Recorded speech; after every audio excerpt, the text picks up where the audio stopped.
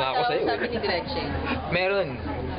May personal curfew po ako. Kailangan, Ano oras? nasa bahay na ako by 10. Alas 10? 10. Para palang ano to, no? Talaga? Eh siya. Si Gretchen medyo yan? manong ako eh. Ako. Ah, Si Gretchen ikaw. wala. Kasi nanay ko, Para matanda lang. Pwede na.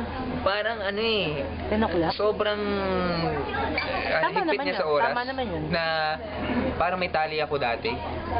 Na kailangan, dati by 6, by 7. Eh, ngayon nag-aaral na ako. Nasa sistema ko na. By 10.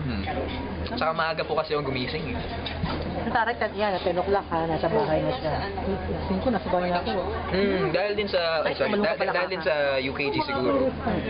Kasi dati hindi ko kaya talaga. Tinry ko 1 o'clock matulog. Mahirap. Tapos gumising ng 3:30. Oo. How you manage yung time mo? No? Ang dami mong hosting job, outside, inside ABS. How you manage yung time mo? Na laging nasa labas ka, lagi kang nakikita. Alam niyo, dami ko ng ang dami beses ko na tinanong sa sarili ko yan eh. Pero kasi, when you really love something, when you really love what your work or what you're doing, hindi mo mapapansin yung pagod. Saka, nag-enjoy ka lang eh. Parang, di ba?